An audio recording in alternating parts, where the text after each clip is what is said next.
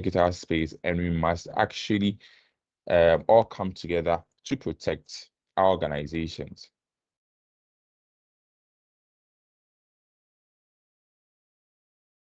Cybersecurity is a collective effort, and we all must come together, as I just said. Now, I will proceed to what we have for today. So our sections, Threat Intelligence Seminar, is divided into two.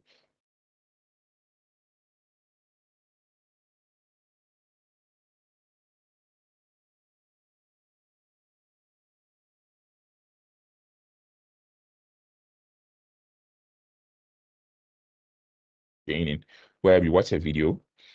After the video, and then we answer a few questions about the video, and then after that, we have the presentation session where we get to learn about a few topics, a few softwares in cybersecurity. So I'll just proceed and I'll play the video, and I'll play the video 2 times in case somebody joins along the way.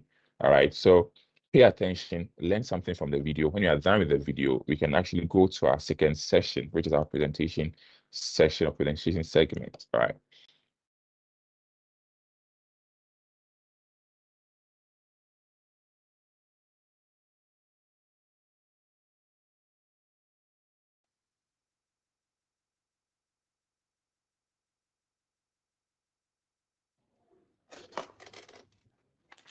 Friday is Rob's favourite day of the week.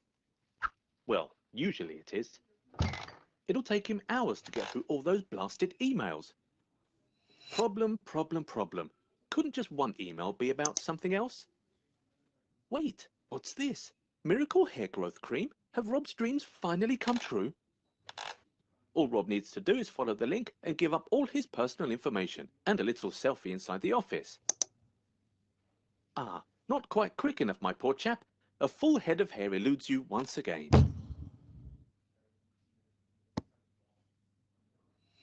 Well, it's time for home now. Rob may not have won, but at least he doesn't have anything to worry about for Monday morning. Rob is ready to take on another week of work. Josie doesn't look quite so happy though. What's this? A data breach? Someone gave up all their personal information to a cyber criminal? Surely it couldn't have been from a miracle hair growth quiz. Oh dear. Let's rewind a bit and see what went wrong. Rob received an unexpected email, but didn't stop to think. The email wasn't from a misunderstood genius behind a miracle cream at all, but from a cyber criminal. A criminal that sends out fake emails to try and fish for credentials or private information. This is called phishing. The information can then be used to impersonate you, access private data, or send out further phishing emails to your colleagues. But how could Rob have known it was a phishing email? Let's take a closer look. Any unexpected email you receive should be analyzed with caution. Check the domain name of the email to see if it looks like the email is from a legitimate source. Look out for mistakes or misspelling in the email, a rare occurrence in emails from legitimate companies. It's not looking good, is it, Rob? Anytime you are asked to give up personal details, exercise a high level of caution. Think about whether you trust who you are giving this information to. If an email claims to be very urgent or important, you should take a step back and consider whether it is trying to get you to overlook your normal good judgment. And if you're ever not completely sure if an email is legitimate, it never hurts to double check with the IT department. They'll be there to help you whenever you need them.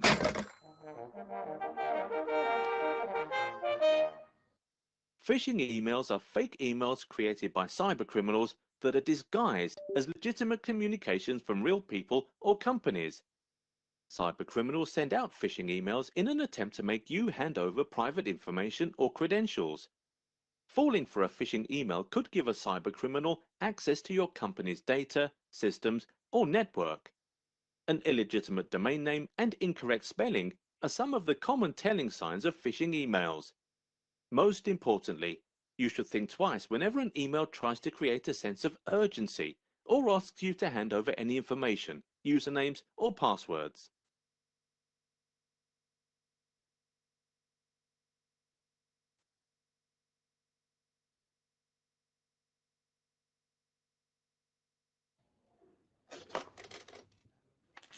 Friday is Rob's favorite day of the week. Well, usually it is. It'll take him hours to get through all those blasted emails. Problem, problem, problem. Couldn't just one email be about something else? Wait, what's this? Miracle hair growth cream? Have Rob's dreams finally come true? All Rob needs to do is follow the link and give up all his personal information and a little selfie inside the office. Ah, not quite quick enough, my poor chap. A full head of hair eludes you once again.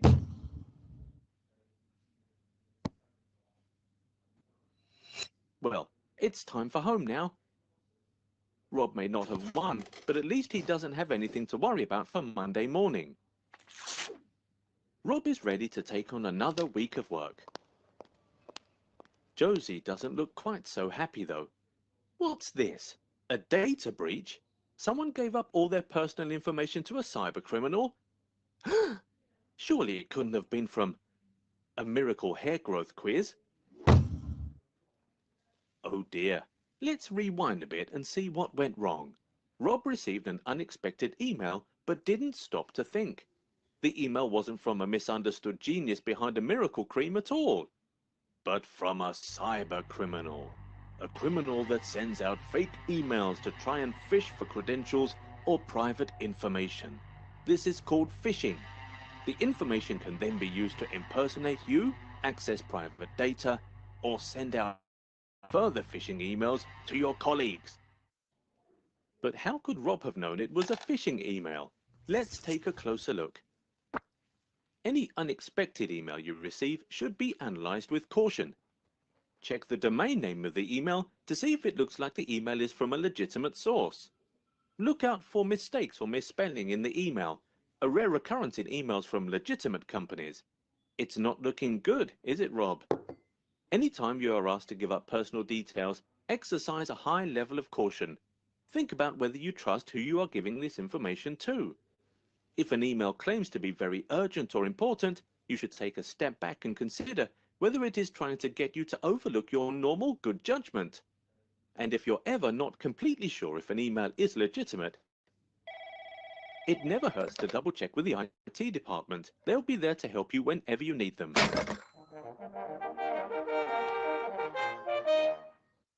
Phishing emails are fake emails created by cybercriminals that are disguised as legitimate communications from real people or companies. Cybercriminals send out phishing emails in an attempt to make you hand over private information or credentials. Falling for a phishing email could give a cybercriminal access to your company's data, systems, or network. An illegitimate domain name and incorrect spelling are some of the common telling signs of phishing emails. Most importantly, you should think twice whenever an email tries to create a sense of urgency or asks you to hand over any information, usernames, or passwords.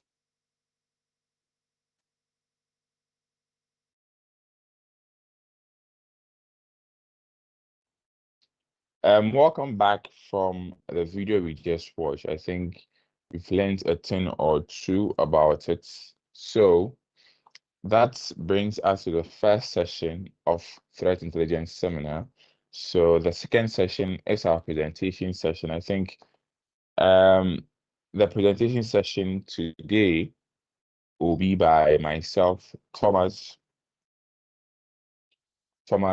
and then since October is a cybersecurity awareness month, we are actually using this month to educate ourselves about what are the most common attacks we have there, or that are common, that are most cyber attackers use to deceive people.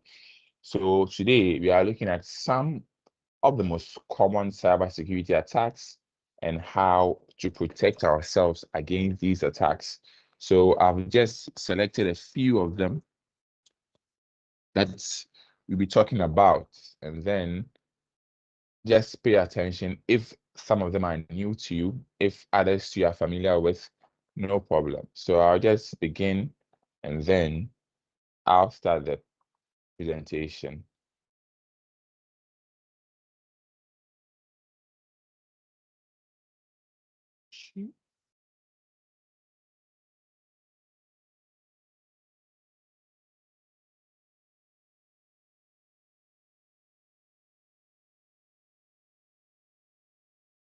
Okay, so yes, today we are looking at understanding common cybersecurity attacks and how to stay ahead.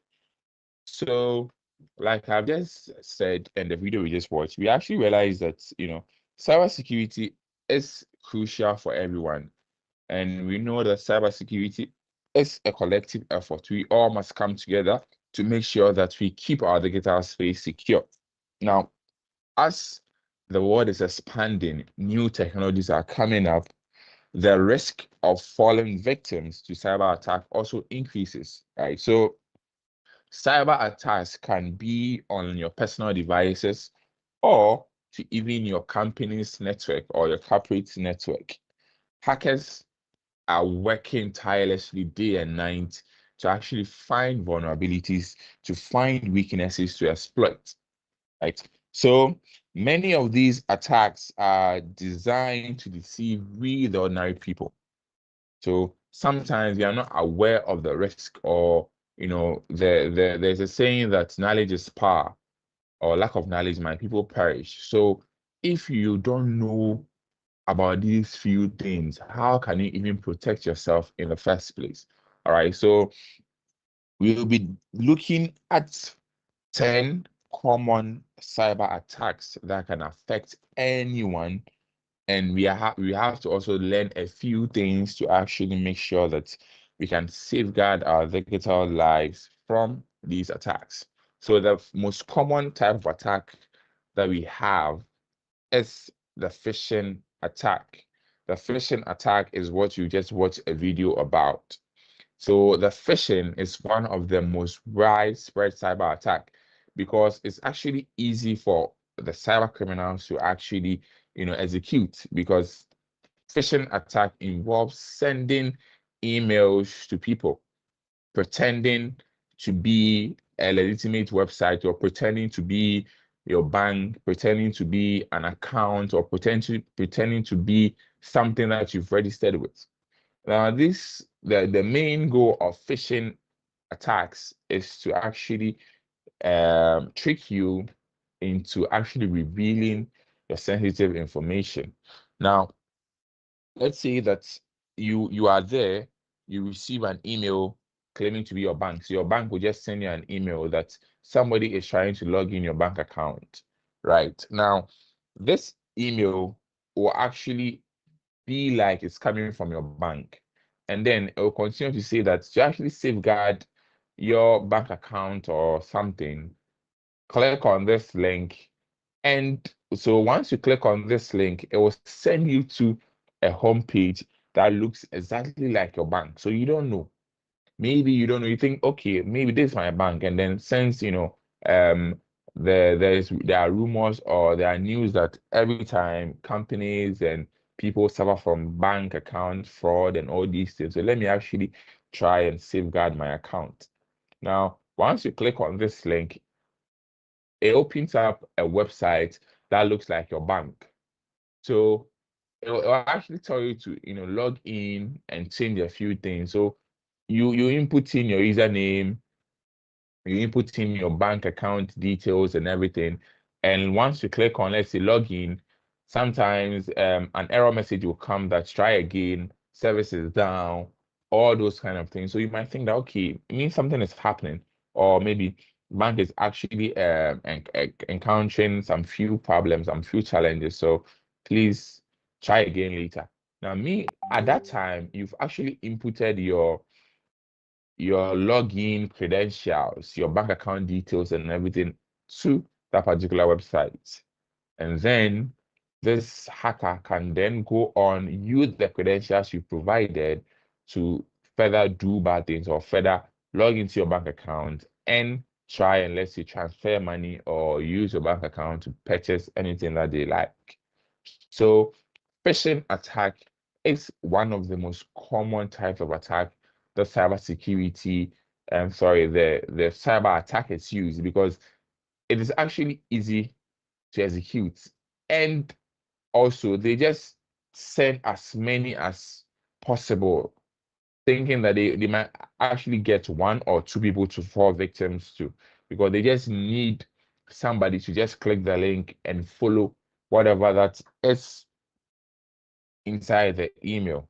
Now, to actually protect yourself from phishing attack, whenever you receive an email telling you to click on a link or telling you to actually do something at that moment, you just have to take your time, look through the message, make sure that this person who is sending the message is a legitimate source. You can actually check the link. So you use your mouse, if you are using the laptop, you use your mouse to hover around the link who sent you this message. So as you hover on the link, you actually see the full URL of the person who sent you this email. You can then verify and see that this email is actually coming from my bank. You can also look for spelling mistakes. Look for how some words are being typed. All these things give it away because banks will not make mistakes with grammar and a few sentences here and there. So with phishing attack, also, if you are not sure of the message, you can contact your IT support or let's say your organization. So your bank sends you an email that somebody's trying to log into your bank account. So provide your details by clicking on this link. You can just take the phone, call your bank. I just received a message from you. Is this true? Now the bank, they can just verify if it's them. If it's not them, they will tell you to just ignore this message or block it.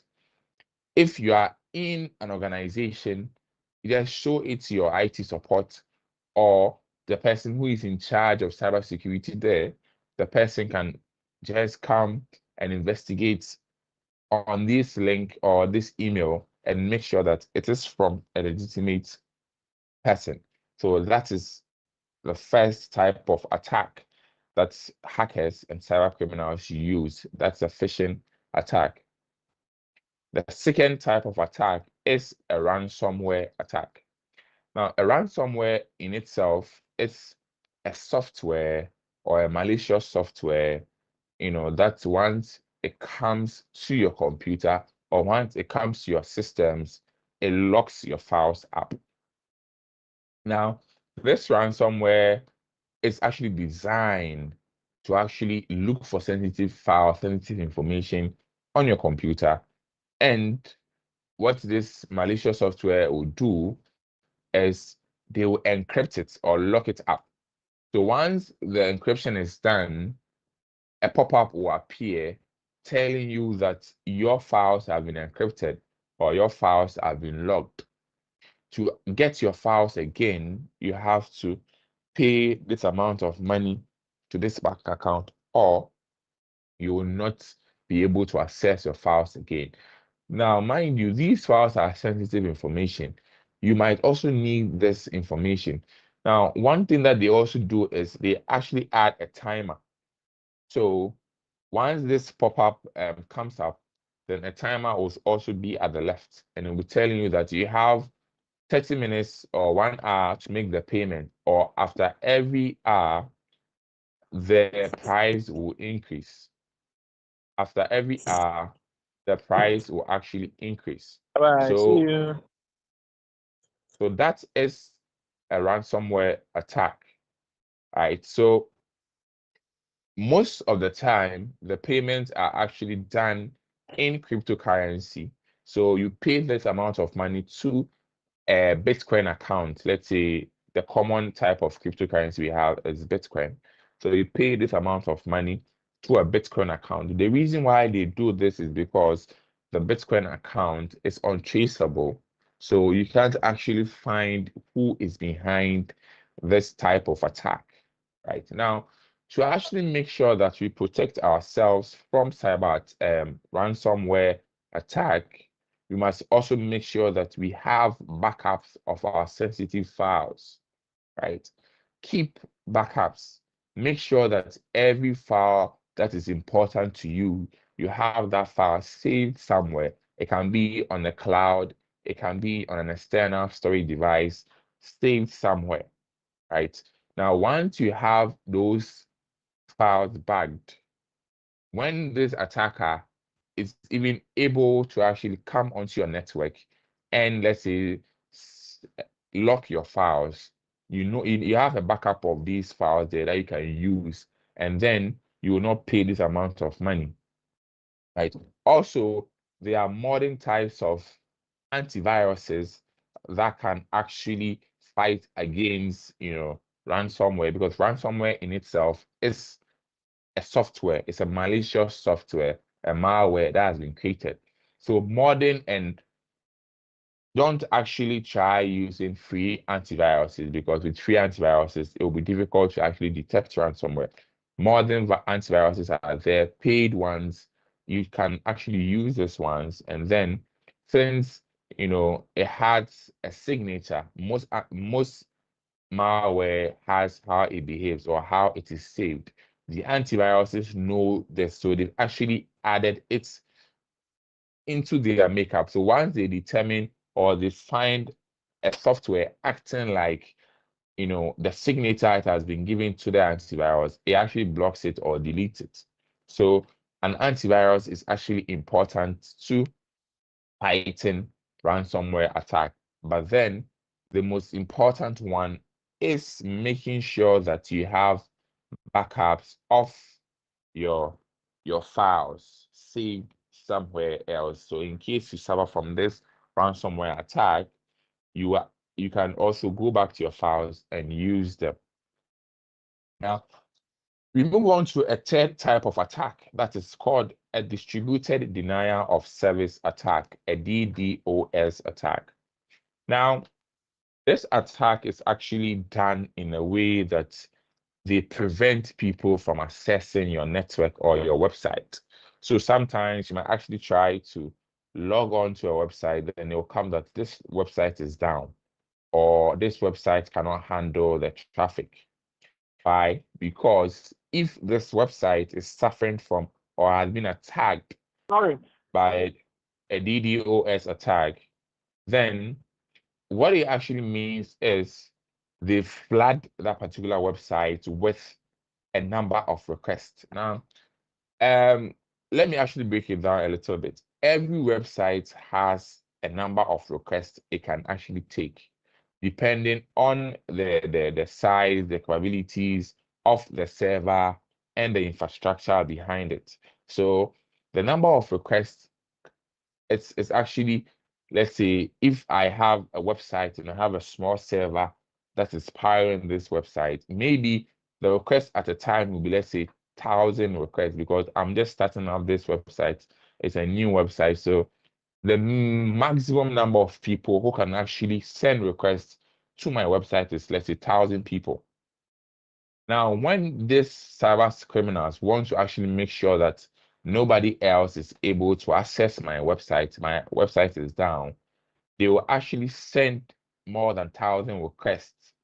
Now, these requests will come, and let's say you might not, if you don't know, it might actually be like this requests are legitimate. It's coming from different people all across the world, right?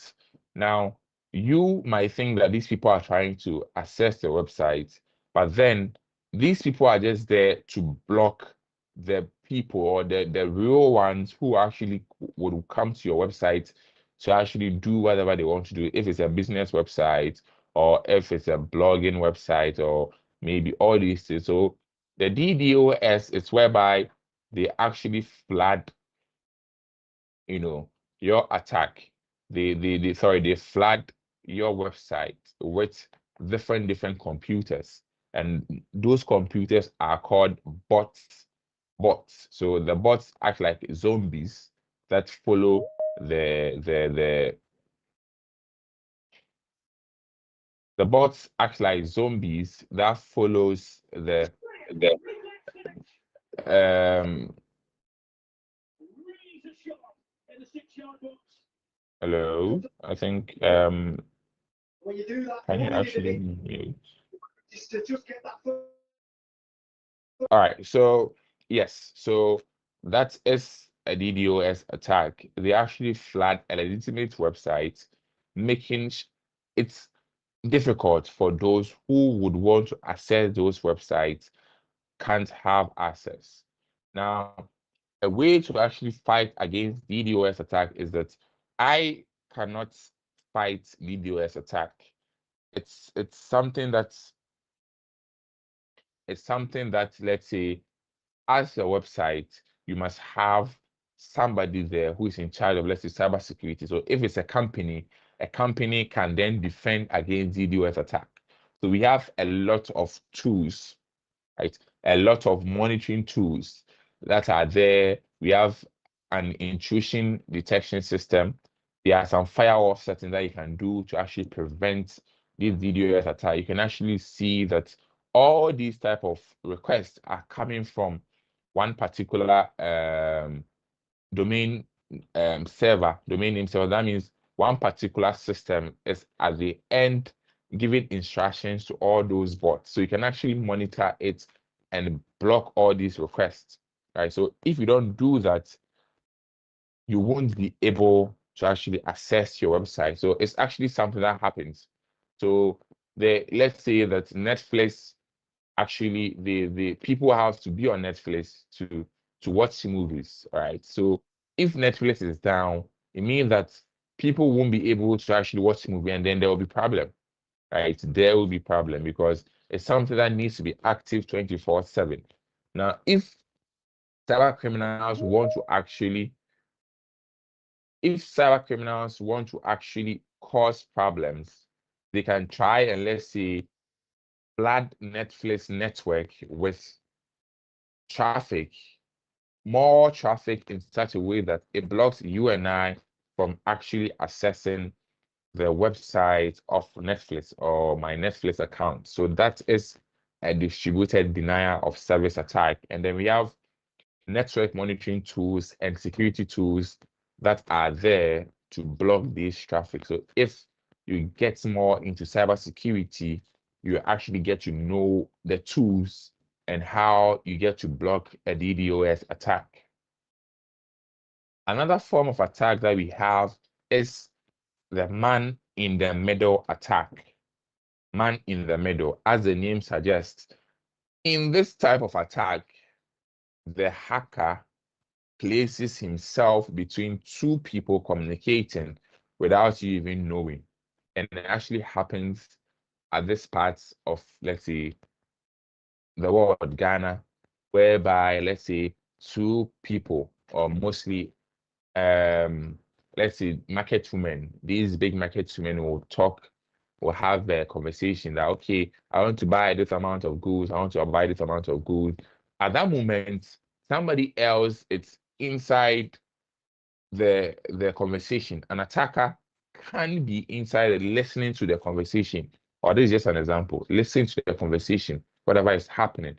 So be like, okay, I'll send you the details so that you send the money to my account, and then once you send the money to my account, I'll give you the goods, or I'll make sure that the driver or the supplier bring you the goods. Now, this attacker has just read and listened to this conversation. Now, okay, everything is done. Now the buyer is actually sending the details to the person who is selling. So this hacker can just sit there, go inside that conversation, that method that is being said, the bank account details, and change the bank account details. And let's say if it's maybe 1230, the person will just change the bank account details as the message is being transmitted. Right now, if this message goes to the other side, let's say the person selling knows that you've actually made the deal. So all that is left is for me to actually send the money, because the account is coming from your side and you have actually provided me with everything that I need. But then it is the attacker sitting inside the middle, changing a few things. So that is an attack. And if you're actually popular with the name Hash Puppy, one of the cyber criminals who was arrested some time ago, that was what they actually do.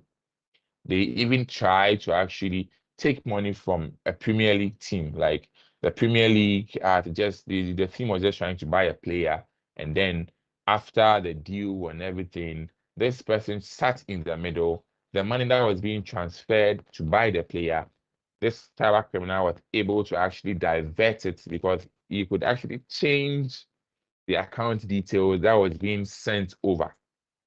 So mostly man in the middle attack actually happens on unencrypted networks. That means networks that are not strong, networks that do not have security things in place. So if, let's say, you go and sit at the cafe, there's a public Wi-Fi, or you're at the airport, you are at a restaurant, there's a public Wi-Fi, you sit there, and let's say you use that Wi-Fi to communicate.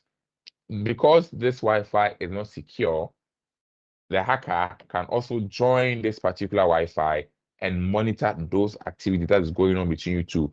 So the moment you try to send some sensitive information, this person can just sit inside the conversation, be in the middle of your conversation, and get or take away the particular information that you are sending. So sometimes you are sending a login credentials, you are exchanging communication with your bank, or you are just chatting with a friend, right? So all these things are actually a form of attack that these cyber criminals use.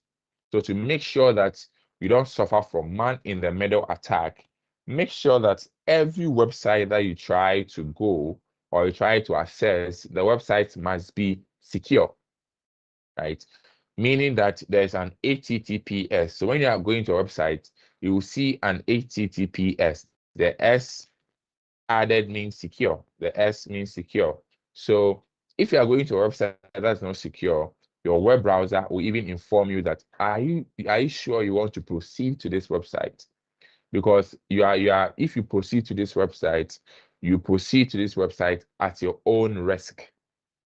So that is another part. So if you are trying to access a website, make sure that the website is secure.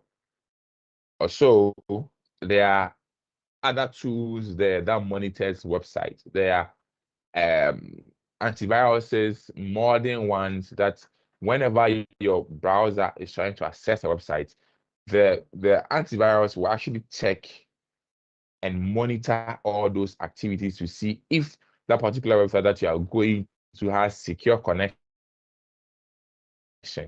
All right, so you have to make sure all these things are also there. And the last one is don't do sensitive information or don't process sensitive information on a free Wi-Fi, a free network. Things most of us want free things, freebies, right? So even if you join or you do something on a public Wi-Fi, make sure that let's say you use a VPN to actually access this Wi-Fi. Because if you don't use a VPN, it means that you are opening yourself up for cyber criminals to be in the middle of your attack, of your conversation. So that is man in the middle attack. The cybersecurity, the cyber criminal positions himself inside your conversation and can even change information, can even change sensitive information, can even read sensitive information as it is being transferred between the two parties. All right. Now, another type of attack that we have is a brute force attack. Brute force attack is simple, even though it is tiring. Now, what this brute force attack is about is cyber criminals just target your account, and they know that this account demands a password. So they will just try the most common password. They will just try different combinations till they have your password. So that is a brute force attack. You know, it's whereby they guess different, they try different passwords for your account. So let's say if let's say they have let's say they have your laptop, and now they want to actually you have a password on the laptop, they want to actually try and access the laptop. Now they will try as many combinations as possible. If let's say they can use your name, if you are called Thomas, maybe they'll start with Thomas. They can even check for date of birth online. They'll check with some few things. They'll try maybe Thomas 123. It doesn't work. They'll try Tom 145. It doesn't work. They'll try Tom 2021. They'll try as many as possible to actually make sure they get the correct password. So if you are somebody that you don't actually use stronger password for your website or for your account, they will try and try and try, and they might actually get or guess the correct password details to that particular website. So there's also new there are new tools, AI tools, artificial intelligence tools that even help these attackers to automate this process, meaning that they can, let's say, they can go to this AI and say that we want to actually, have password to this account. They can even pretend that it's the account and they've forgotten. So the AI should use this information and guess and input this password inside this account as many as possible. So the AI in its sense will use its machine learning algorithm to actually determine and input in different password, and then the AI also learns from the feedback that is given. So it sends it, then it sends it, anyone come, and it goes over and over again till they are able to guess your password. So if you are somebody that you don't use stronger password, they might be able to guess it in the end. So that is what a brute force attack is all about. And to actually protect ourselves from brute force attacks, we must actually make sure that we keep or we use strong, unique passwords, making sure that your password is at least 12 digits characters or 12 characters, making use of symbols, you use numbers, you use capital letters, smaller letters, and mix it up. If you can't remember those passwords, use the password manager. The password manager will save it for you. Every time you're trying to access that particular website, you can go to that password manager and take that password and come and input it in your account. For cybersecurity professionals, one thing that you can do to also to prevent brute force attack is by enabling multi-factor authentication called MFA. So the multi-factor authentication in its sense is something that you do or a layer of defense that you actually add. So you add this layer of defense to the password. So after you actually enter a password, sometimes account will actually tell you that add another layer. How? Maybe use your fingerprint or input in your number, your digital, your phone number. Whenever you're trying to access this particular website, we will send you a code. So after you type in your password, check your phone for the code. You copy the code and you input in the code there. So that is a type of multi-factor authentication whereby there are more than 2 layers of defense. So it can be your fingerprint. It can be that they've sent you an email. They've sent you a link in an email to verify that it's you. So click and verify. So you have to go back to your email to click and verify. So even if your password is compromised or the cyber criminals are able to have your password, they can, they can't be able to access your website because you have a second layer of defense there that actually protects your account. So that is a brute force attack. The next type of attack that we have is a social engineering attack. When we say social engineering actually deals with human terms or human emotions. They actually use your emotions against you. So there is this typical example that, let's say, if every morning you wake up and you are going to work, you see somebody else coming from a house also going to work. If you see this person every morning, so you go to work at 8 a.m., this person also comes out of the house every 8 a.m. also with his bag, going to work at the same time, the same area. If let's say after a month or after a few weeks, this person actually talks to you, oh, how are you? I live in this area, this is my house. Psychologically, you believe this person because you see this person coming out of from the house every time you also come out of the house. Maybe this time the person has just planned, maybe it's actually renting that place for, let's say, a week.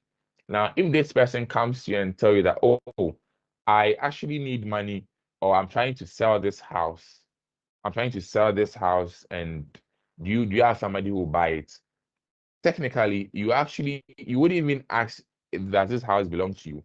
You have been seeing this person coming out of this house every time. So psychologically, you believe that this person comes from the house, lives in the house. So if this person is trying to sell the house, it can also mean that this person owns the house.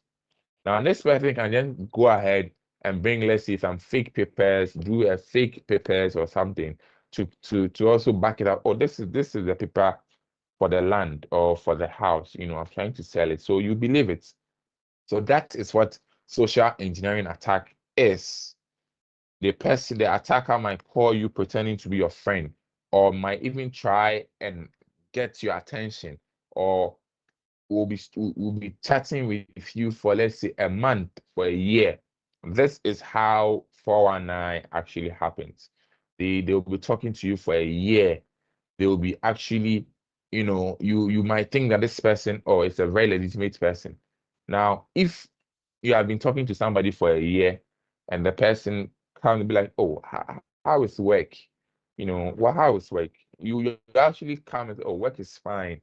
Oh, what are the new things that are going on? What are you doing?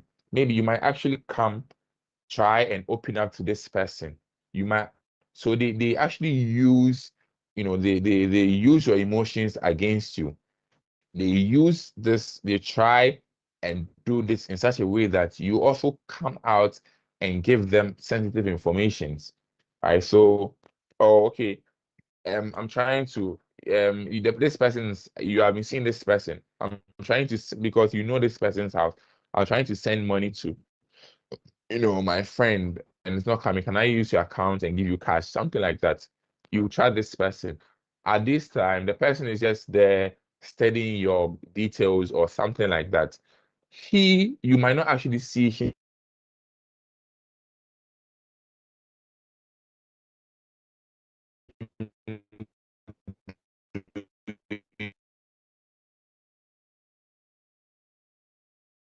social engineering attack.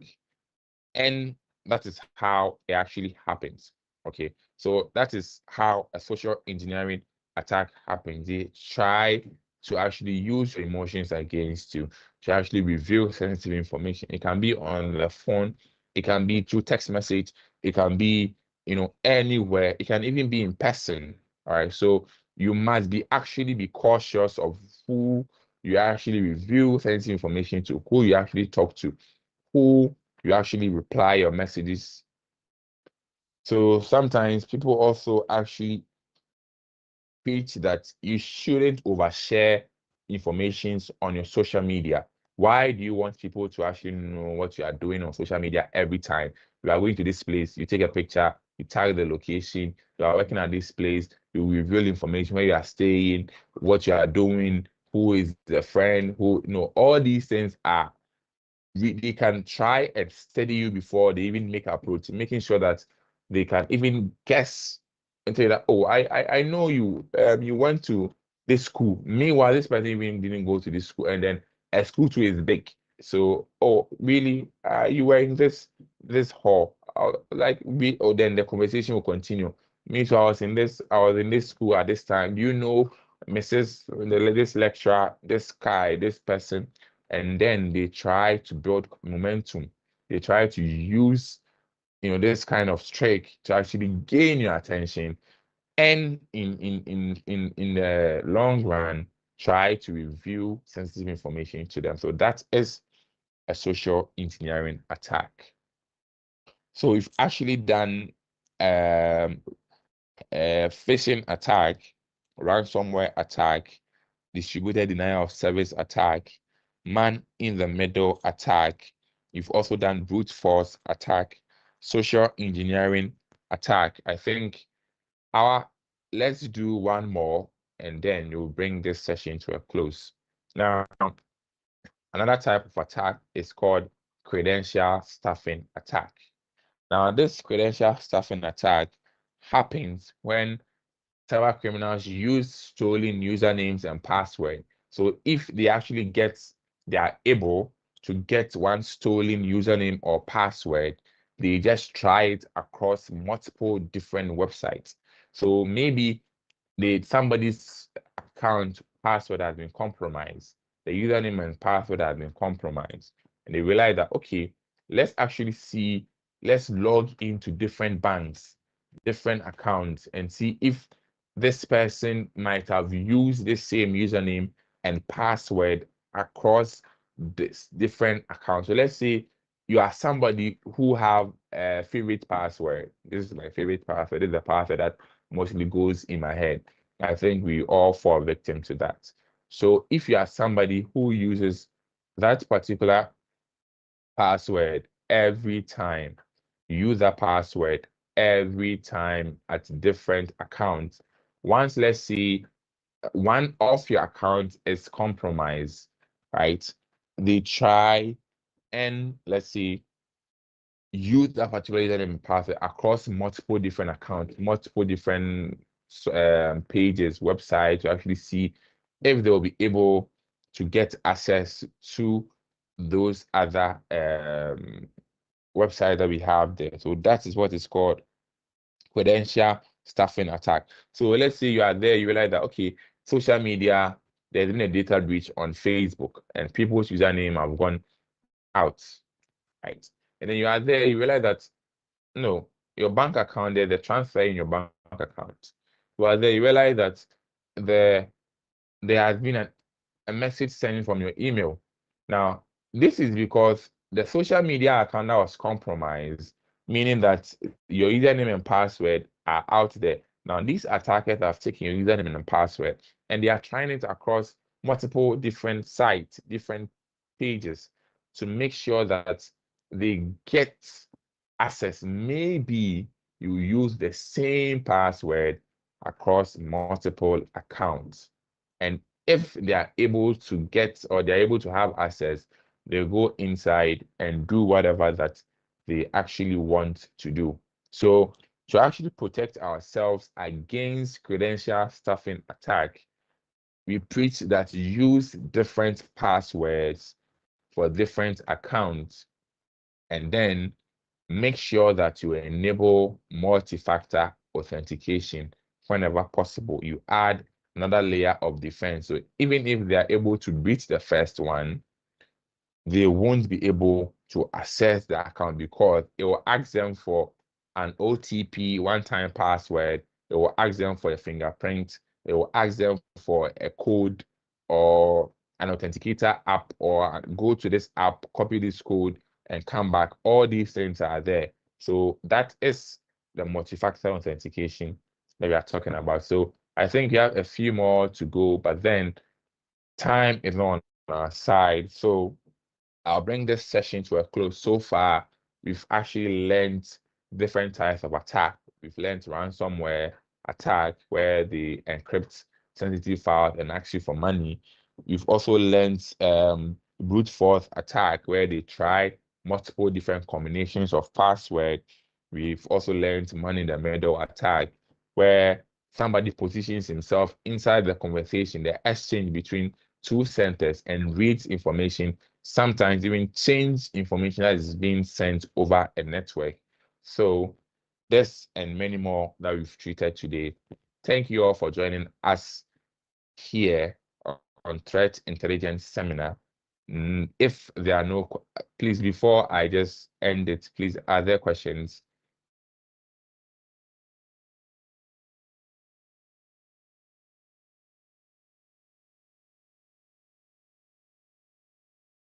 Questions?